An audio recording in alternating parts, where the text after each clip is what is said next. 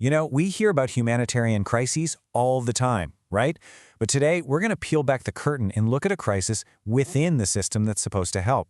The entire global humanitarian aid system, well, it's under an incredible, almost unprecedented amount of pressure. And at the absolute heart of it all are people like this. This is the reality on the ground. Aid workers doing unbelievably tough work, getting supplies to people who desperately need them. The problem is, the scale of that need is just exploding, and it's growing faster than anyone can possibly keep up. And this number is really at the core of the problem. $32 billion. In 2023, that was the gap between what humanitarian groups asked for and what they actually got. It is the single largest funding shortfall ever recorded. So this brings us to this kind of crazy paradox. Even though the world is donating historically huge amounts of money for aid, the system is stretched to its absolute limit, and that's creating the widest gap between needs and resources that we have ever seen. What's really wild is how quickly this all got worse. Just look at the numbers. In a single year, the amount of money needed went up, but the amount of money actually donated, it dropped. So the funding gap just exploded by over $10 billion. That meant only 45% of needs were met, the lowest percentage ever. And we have to remember, these are not just numbers on a spreadsheet. This is a massive human cost. We're talking about 3.5 million people in Afghanistan losing their entire yearly supply of wheat. More than 100 million people who were supposed to get help with clean water and sanitation got nothing. The cost is absolutely measured in lives and in suffering. Which, of course, leads us to the big question, why? Why are the needs just exploding so dramatically? Well, the answer really lies in a huge shift in the kind of crises the world is dealing with. So let's just hop in a time machine for a second and go back a decade to 2014. Back then, these long-term grinding crises, what we call protracted crises, they made up less than a third of the funding that was needed. Most of the money was for shorter-term emergencies. Okay, now jump back to today. Wow, the entire picture has completely flipped on its head. A staggering 91% of all the aid money requested is for these endless, protracted crises. These aren't just sudden disasters anymore. This is the new normal. And the system, it just wasn't built for this. Not even close.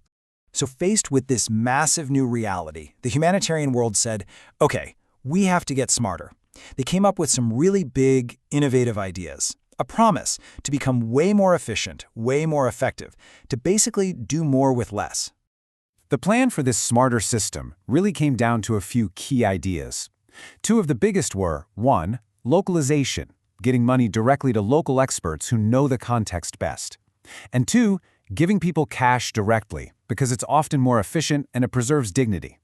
The big goal was to become more proactive, acting before a disaster hits to save lives and money. So, how'd that work out? Well, let's do a little reality check, shall we? We'll start with localization, the promise of empowering local groups versus the cold, hard reality of where the money actually goes. Okay, so the goal, which was set way back in 2016, was pretty clear. Get at least 25% of all aid money to local groups. The reality in 2023? A measly 4.4%. I mean, that's a huge disconnect. So what's stopping the money? Well, it's often a mix of big donors being afraid of risk and the sheer headache of managing hundreds of smaller grants. Let's follow the money here for a second. The big donors give almost $28 billion. But the first stop for over half of that is huge international organizations like the UN. From there, it's supposed to trickle down through all these different layers.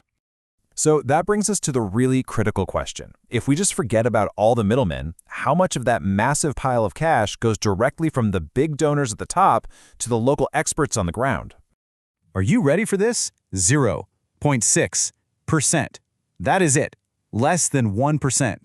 It's kind of shocking, right? It just shows that the system is still overwhelmingly top-down. Okay, so localization is clearly struggling. What about that other big reform idea? Giving cash and vouchers directly to people. For years, this has been a huge success story, but we might be seeing the first signs that it's starting to stall out. So, just so we're all on the same page, what exactly is cash and voucher assistance, or CVA? It's pretty simple, really. Instead of giving someone a tent or a bag of food, you give them money. It empowers them, it gives them dignity and choice, and it actually supports local markets. It's often a win-win. And I mean, just look at this growth. CVM more than doubled between 2018 and its peak in 2022. It was a massive success. But then you look at 2023. For the first time ever, the total amount of cash assistance actually went down. That explosive growth seems to have hit a wall. It's also really telling where all this cash is going. It is super concentrated.